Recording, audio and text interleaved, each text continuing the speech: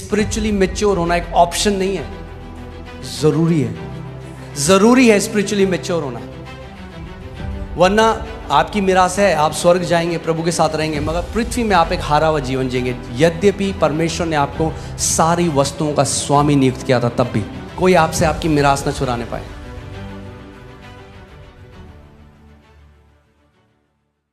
इतना ज़रूरी है जो हम लोगों के मुंह से निकलता है, इस बात को समझना बहुत ज़रूरी है। एक परमेश्वर के दास केनेथी हेगन, वो एक लड़के के लिए प्रार्थना करने गए। वो 37 साल का था, 37 साल का था और कोमा में था।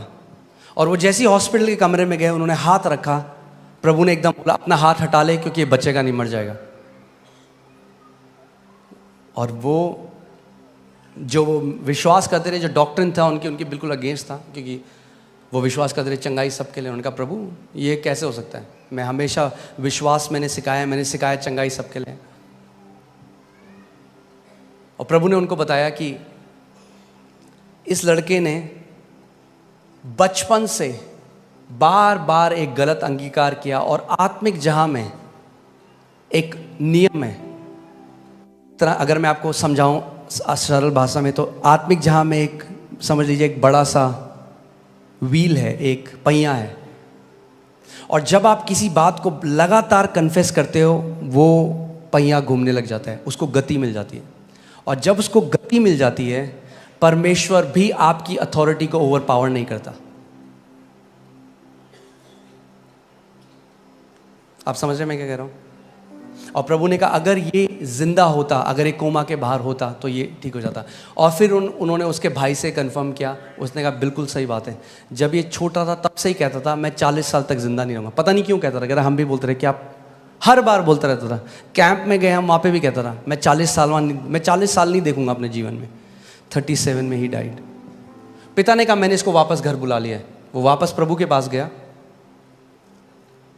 मगर हम हर चीज परमेश्वर पे नहीं डाल सकते, हमारी भी एक रिस्पॉन्सिबिलिटी है पुत्रों की तरह। आप समझ रहे हैं?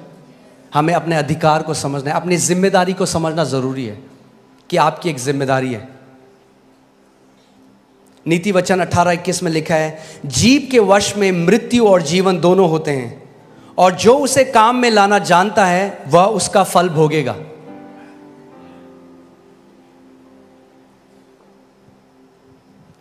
जीव के वश में मृत्यु और जीवन दोनों है। आपकी जीव के वश में मृत्यु और जीवन दोनों है। और आप चाहे तो उपवास कर लें, चर्च आ जाएं, मगर अगर आप लगातार मृत्यु बोल रहे हैं, तो उस समय आ रहा है जब आप वो फल खाएंगे। अगर आप जीवन बोल रहे हैं, तो वो फल समय आ रहा है जब आप उसको खाएंगे। एक डिले है स्पिरिचुअल रेल्म में और यहां पे होने में चीजें।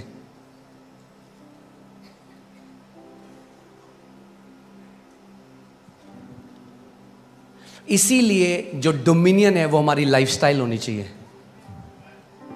एक बारी में नहीं होता। आपने देखा कोई व्यक्ति जिम जाए और एक दिन करे और अगले दिन आप देखो वो नहीं, लगातार लाइफस्टाइल की तरह करना पड़ेगा। वैसे ही अधिकार भी है, आपको लगातार जीवन शैली बनानी पड़ेगी शासन अधिकार की। क्योंकि कई लोग इतना गलत बोलते आए हैं अपने मुंह से बार बार। आपको पता है दुष्ट आत्माएं वेट कर रही हैं कि आपके मुंह से गलत वर्ड निकले और वो उन वचनों को इस्तेमाल करें आपके विरोध में।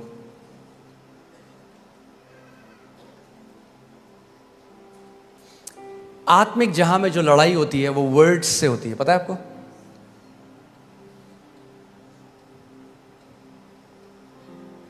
ये जो जादू टोना करने वाले, तांत्रिक मंत्र तंत्र करने वाले क्या करते हैं, क्या बोल रहे हैं? वर्ड्स बोल रहे हैं, कर्स कर रहे हैं, श्राप दे रहे हैं। और उन शब्दों को दुष्ट आत्माएं लेती हैं और जाती हैं काम असाइनमेंट में। वैसे ही जब हम परमेश्वर के वचन को बोलते हैं, तो स्वर्गदूत एक्टिवेट हो जाते हैं, उन वचनों को लेते हैं और वो असाइनमेंट में काम पे जाते हैं। मगर अगर आपका मुंह बंद है, यद्यपि जय आपका इनहेरिटेंस है, आपकी मिरास है, आप जय में नहीं जी सकते। कई लोग सेम स्टोरी बोल रहे हैं 40 साल से, उसने मेरे साथ ऐसा किया, और वो जब बोलते रहते हैं, दुष्ट आत्माएं बहुत खुश होती हैं। वाह, बोलता रहे, तेरे को हम दबा के रखेंगे जिंदगी भर। मगर जिस दिन वो परमेश्वर के वचनों को बोलने लग जाएंगे, जिस दिन वो परमेश्वर के पुत्र के अधिकार को समझने लग जाएंगे, वो ट्रांसफॉर्मेशन अपने जीवन में होने देगी। आमीन। आपको पता है कितने मसीह लोगों की बात कर रहा हूं मैं, जो प्रभु के बेटे और बेटियां हैं, वो टाइम से पहले चले गए, प्रभु ने उनको ले गया, उनका मुंह उनको ले गया। क्योंकि परमेश्वर आपकी फ्री विल को ओवरराइड नहीं करेगा। यही तो मैं कह रहा हूं, परमेश्वर को कंट्रोल करना होता तो सबसे पहले आदम और ईव को कंट्रोल कर देता बगीचे में।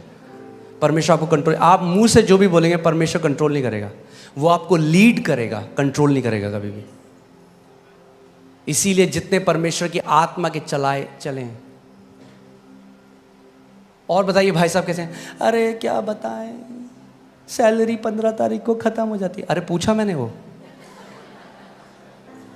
क्यों गा रहे हो अपने लैक का गाना सब जगह कि कमी घटी है? अरे बोलो मसीह में मैं आशीषित हूं, देखो क्या होगा। जितना कमी घटी बोलोगे उतना कमी घटी में जियोगे, जितना अबंडेंस बोलोगे उतना अबंडेंस में जियोगे, जितना चंगाई बोलोगे उतना चंगाई में जियोगे, जितना ब्लेसिंग बोलोगे उतना ब्लेसिंग में जियोगे। कई बार लोग इस बात को समझते नहीं, वो कह रहे पास्टर हम प्रार्थना कर रहे हैं, क्यों नहीं हमारे साथ होता, हम इतने लैक में। और आप 5 मिनट जब मैं उनकी बात सुनता हूँ ना, तो मैं इतना लैक सुनता हूँ उसमें, इतनी कमी घटी 5 मिनट में वो बोल देते हैं। मैं कहता हूँ क्या होगा घर पे अगर ये कितना बोलते होंगे, कमी घटी।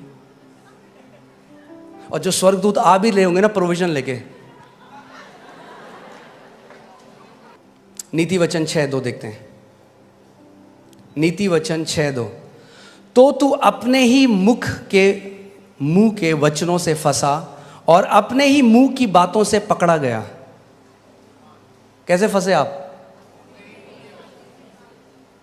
इंग्लिश बाइबल में लिखा है, you are snared by the words of your mouth. Snared जो वर्ड है वो है जो शिकारी जो फंदा लगाते हैं चिड़ियों को फंसाने के लिए।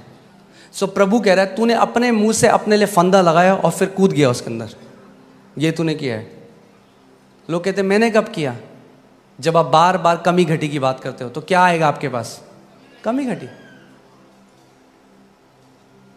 मरकुस 11:24 में यीशु ने कहा, he shall have whatever he says, उसको वो मिलेगा जो वो कहता रहता है।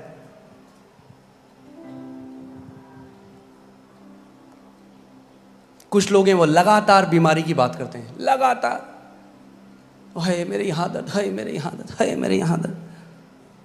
और ठीक है दर्द है, उसके लिए मना नहीं कर रहे, मगर चंगाई की आयतें बोलने लग जाओ जो बाइबल में दर्द चला जाएगा। पुत्र की तरह हमें बोलना सीखना पड़ेगा, पुत्र की तरह बोलना सीखना पड़ेगा। आमीन। मैं ये नहीं कह रहा कि हम झूठ बोलें। अगर आप लैक में कोई बोले कहना अच्छी करोड़ों पड़े हैं अकाउंट में, मैं ये नहीं कह रहा वो करो, पर मैं कह रहा हूं बार बार मत बोलो एक गाने को, आदत बन जाएगी आपकी बोलना सबको। कई लोग सबको बताते हैं मेरी सैलरी 20 तारीख को खत्म हो जाती है, और होता पता क्या है, फिर लोग आपकी इज्जत करना बंद कर देते हैं। तो कहेंगे फिर बार बार आगे वही बोलता है, क्यों बता रहे हो? पूछ रहे हो आपसे। अपने कमरे में जाओ, वचन खोलो, खुदा को बताओ उसका वचन क्या कहता है। उसका वचन कहता है मुझे रिमाइंड करा, मुझे स्मरण दिला कि मैंने क्या कहा है। आमीन। मैं आपको बता रहा हूं, जो आप कंटिन्यूअली कन्फेस करते हो वो आप खाने लग जाओगे। जो आप लगातार जिसकी घोषणा करते हो वो फल आप खाने लग जाओगे यीशु के नाम में।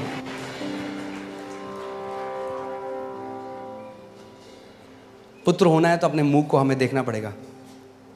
नीति वचन 18:21, जीव के वश में मृत्यु और जीवन दोनों होते हैं, और जो उसे काम में लाना जानता है वह उसका फल भोगेगा। जो उसको काम में लाना जानता है। अब हम बोलेंगे जीव को किसको काम में लाना नहीं आता?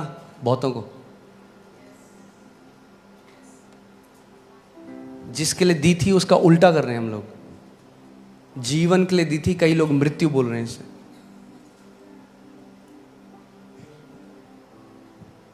और अपनी जीभ से लोगों ने अपने जीवन, आप जानते हैं अपनी जीभ से आप अपने जीवन को छोटा या अपने जीवन को लंबा कर सकते हैं। अपनी जीभ से आप गरीबी में जी सकते हैं पूरे जीवन, या आप समृद्धि में जी सकते हैं। अपनी जीभ से आप बीमारी में जी सकते हैं या अपनी जीभ से आप चंगाई में जी सकते हैं।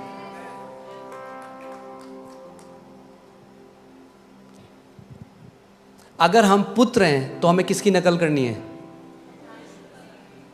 अपने पिता की। इफिसियों 5:1 में लिखा है कि अपने पिता की नकल करो। हमारा पिता क्या करता है? उत्पत्ति 1 में जब हम देखते हैं, जब अंधकार था तो पिता ने क्या कहा? उसने कहा वो इधर आओ जरा, कितना अंधकार है बड़ा अंधकार है भाई।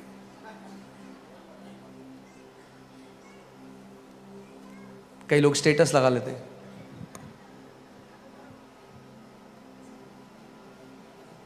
अब सारे रिश्तेदारों को बता दे आप कैसे, और सबको बता क्या करें, आप व्हाट्सएप स्टेटस लगा देते हैं।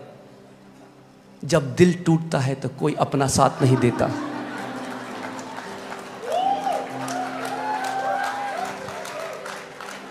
तभी तो नहीं देता साथ, झेल हो गई है लोगों की सुन सुन के आपको।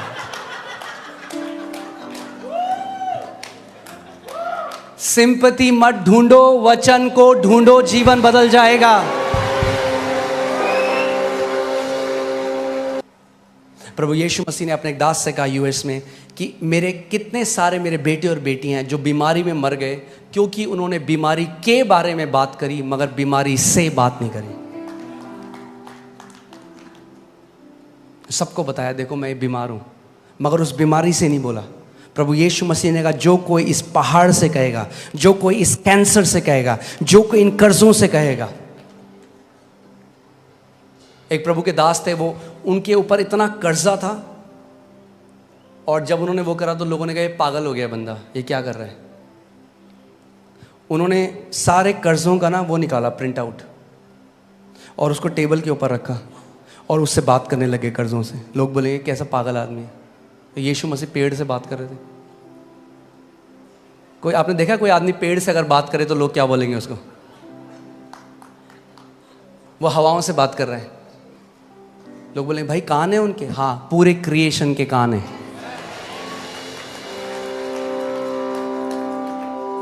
और वो कर्जों को बोलने लगे यीशु मसीह के नाम में मैं मत्ती 11:24 में खड़ा होता हूँ, सारे के सारे कर्जे उखड़ और समुद्र में जा पड़।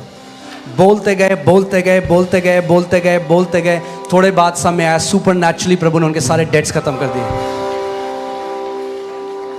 जो आप लगातार कंटिन्यूअल कन्फेशन, जो आप लगातार घोषणा करते रहते हो, आत्मिक जहां में वो चक्का जिस दिन घूमने लगा आपको चमत्कार मिल जाएगा आपका।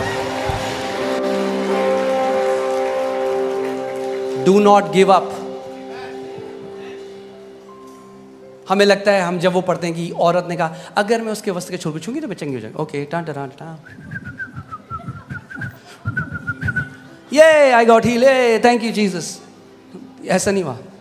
बाइबल बताती है वो बार, मुझे नहीं पता वो कितनी दूर थी यीशु मसीह, हो सकता है हजारों बार उसने बोला आज जब मैं उसके वस्त्र के छोर को छू लूंगी मैं चंगी हो जाऊंगी, आज जब मैं उसके वस्त्र के छोर को छू लूंगी मैं चंगी हो जाऊंगी, आज जब मैं उसके वस्त्र के छोर को छू लूंगी। ऐसे करते करते वो यीशु के पास आई।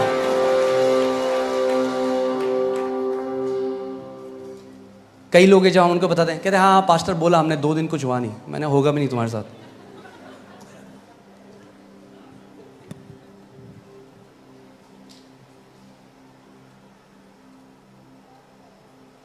परमेश्वर को जेनेसिस में 10 बार बोलना पड़ा भाई, तुम कह रहे हो 2 बार बोला।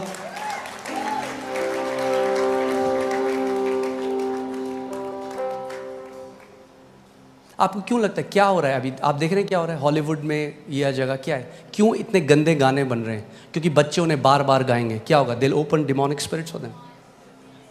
हमें लगता है गाना गा रहा है बच्चा, केवल गाना नहीं गा रहा, वो कंटिन्यूअली कन्फेस कर रहा है कुछ। मंत्र क्या है? बार बार एक चीज को कन्फेस करना। हम लोगों को क्योंकि आत्मिक समझ नहीं, हम नहीं समझते ये चीजें। बार बार अंगीकार विश्वास के साथ जब आप करते रहेंगे वो स्टैब्लिश हो जाएगा। जिस दिन स्टैब्लिश हो गया कोई शैतान, शैतान का बाप, शैतान का बेटा, शैतान का चाचा उसको हटा नहीं सकता आपके जीवन से।